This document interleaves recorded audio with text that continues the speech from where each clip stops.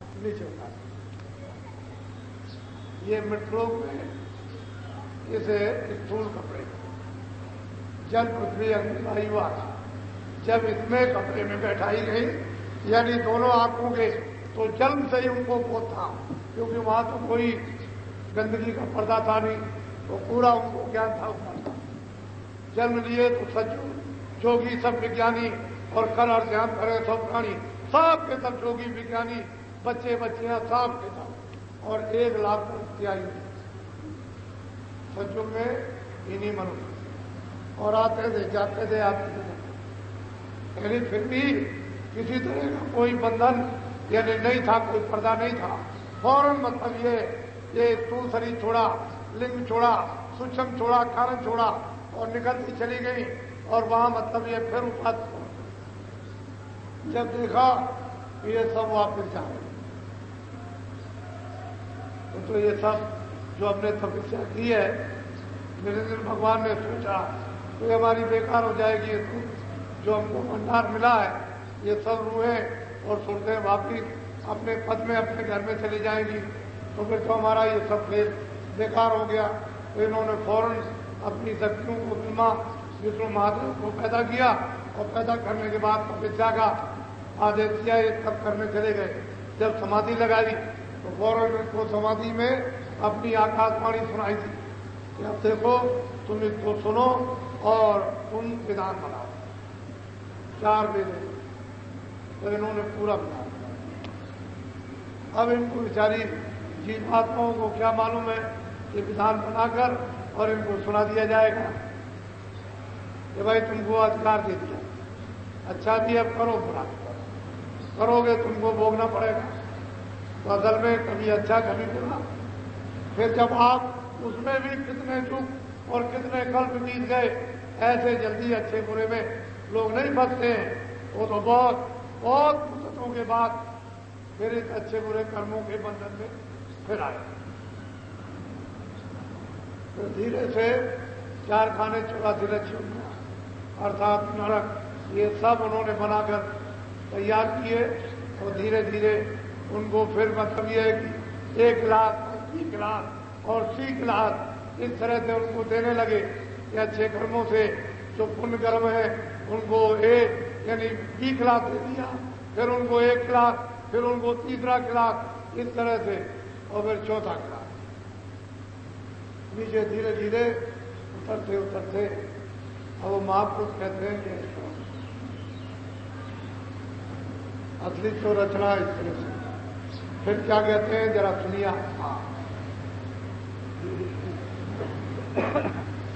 जितने मत है जग के माही, इसी बूंद को। अब वो बहुत प्यार से महापुरुष श्लोक को समझाते हैं कि जितने भी मत है ये सब इसी बूंद को कहते हैं। सिंध को इनको पता नहीं है कि सिंध कैसा है, उसी बूंद को मानते हैं, और उस बूंद के पास भी नहीं जा सकते। उससे भी जाने के लिए बड़े कठोर साधन रखे कि इन साधनों को जब वे पार करता हुआ आएगा तब मेरे पास आएगा, न वो साधन कर सकेगा। वहां तमाम फिक्र और बाधाएं उन्होंने खड़ी कर दी है, तो नीचे के नीचे रह जाएंगे।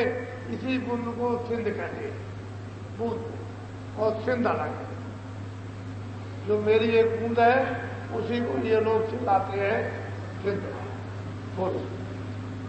सिंध असल रायन से न्यारा, वेद कपिवन का। और महापुरुष कहते हैं कि सिंध जो है इस कुंड से बिल्कुल अलग है।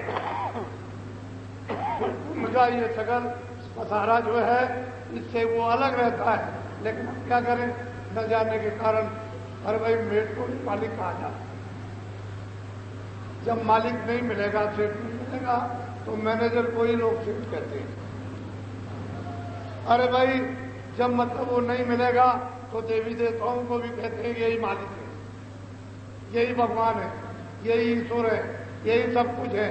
उनको ये भी पता नहीं है कि देवी देवता किसने पैदा किए है, ये भी नहीं मालूम है कि ब्रह्मा विष्णु महादेव का कौन पिता है, ये भी पता नहीं है क्या क्या महाशक्ति किसकी अर्धांगिनी है, कुछ नहीं मालूम, इसी को मान करके कहते हैं मैं इनसे अलग बोलो।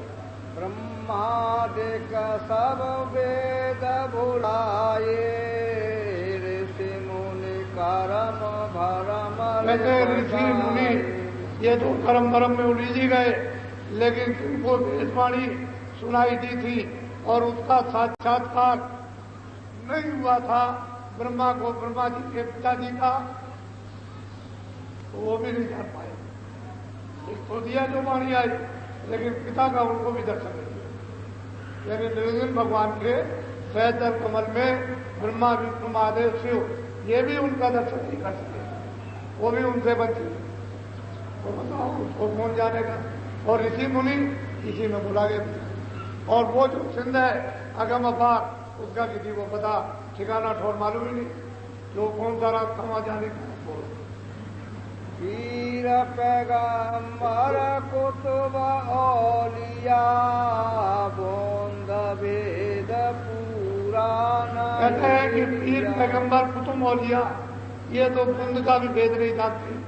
सिंध की बात को स्वप्न में छोड़ दीजिए, पूंजी को नहीं जानती ये खुदा कैसा है, उसका दीदार ही नहीं किया है। तो बताओ आगे की बात कैसे समझ में आएगी।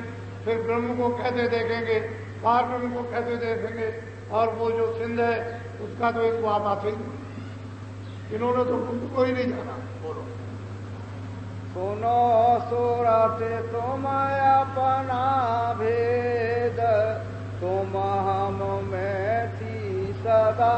और प्यार से कहते हैं कि सूरत तुम अपना भेद समझो और सुनो, तुम मुझ में थी अभेद थी, वहां मुझ में तुम में कोई भेदभाव नहीं था।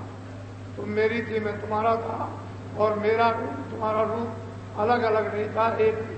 तुम मुझ में तद्रूप थी, समाई हुई थी, मुझ में तुम में कोई अंतर नहीं था। बोलो काल करी हम सेवा भारी, सेवा बस होई पुत्र। और महापुरुष कहते हैं कि सूरत जब सतपुरुष की यानी निरंजन भगवान ने और ब्रह्म ने और पार ब्रह्म ने और महाकाल पुरुष ने जब उनकी अखंड सेवा की, तो मैं उनकी सेवा से मतलब ये वशीभूत हो गया, और सेवा के बस होकर मैं प्रसन्न हो गया। तो मैंने कुछ विचार नहीं किया।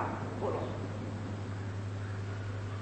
तुमको मांगा हमसे उसने, सौंप दिया तुम्हें सेवा। जब सेवा की और मैं प्रसन्न हो गया, और सेवा बस होकर के उसने यानी हमसे तुमको मांगा, सुरतों को मांगा कि जैसा सतलोक में राज है उसी तरह का हमको राज दे दिया जाए, तो फिर हमने उसकी सेवा बस होकर के तुमको दे दिया कि जाओ। अच्छा काल लाए तन मन को घेरा, दुख सुख पाया तुम।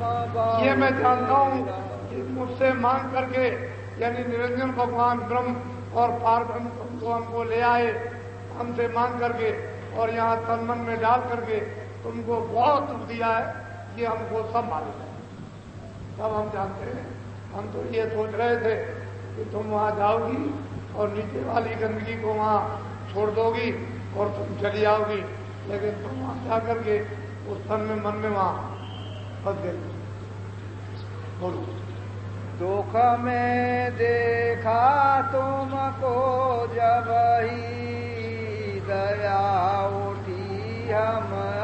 अब जब हमने तुमको कितने युग और कितने कल बीत गए, हमने तुमको महान दुख में चिल्लाते हुए जब देखा, तो फिर हमको दया की कि चलो अब वहां चले, उनको निकाल कर दिया।